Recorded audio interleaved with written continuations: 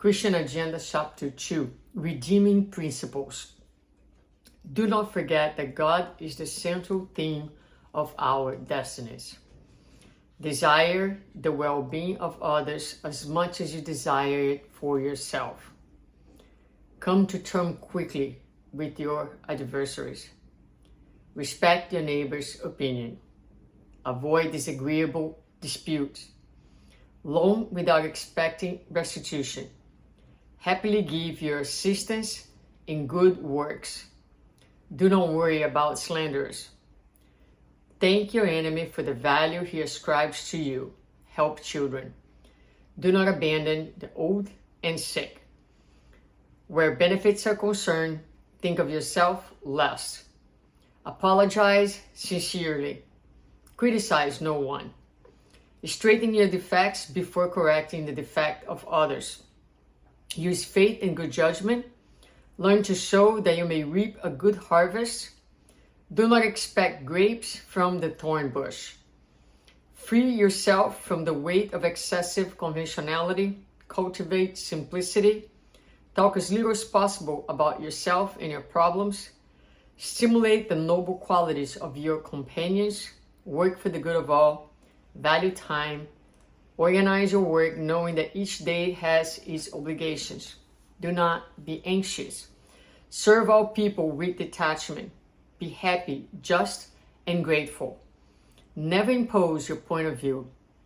Remember that the world was not made only for you. Social science presents these principles today as new. However, they're ancient. They came to earth with Christ almost 20 centuries ago. But we who are slow to comprehend are still late in applying them. This is so true. These are redeeming principles. So again, we can perhaps choose one of these principles and focus on it, put our intent on one principle, and that one principle can represent enough work for a lifetime. So let me just pick a few here that we can talk a little bit about, right? One of them is where benefits are concerned, think of yourself last. Now think about this. What is it that we do all the time? We think of ourselves first. So we experience the world. We are in the world, always focusing on what's good for us. Me, myself, my family, my own people, right? So what the text is proposing is that you are the last one to benefit from anything. What does that mean? You're putting everybody else in front of you. And what is the beauty of that? Is there's a time in our life when we come to realize that we will be as happy as everybody else around us is happy. And that the world is only going to be transformed when we learn that every single person next to us has the same right that we have. And therefore, we need to live consciously, not only of ourselves, but of everybody else around us. Another one that can be quite challenging, do not worry about slanders. So a lot of times, a lot of energy is wasted in our lives by paying attention, allocating emotional resources to people who shouldn't be getting our attention in that way. So why we worry so much about slanders? Because we worry about our image to society as opposed to our peace of mind with our own selves and with God. So it has incredible value to us what other thinks of us, right? And a lot of times slander hits an area of vulnerability in us, or if we're not secure in ourselves and our sense of worth, we become easy prey for slander.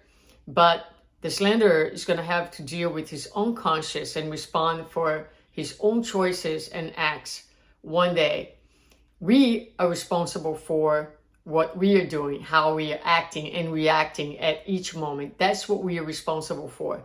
So don't allocate your best resources in dealing or defending yourself or giving space and permission for anyone to enter in a toxic way your psychic space. Focus your energies and your thoughts and your resources in doing good and in aligning yourself with love and with goodness in the world.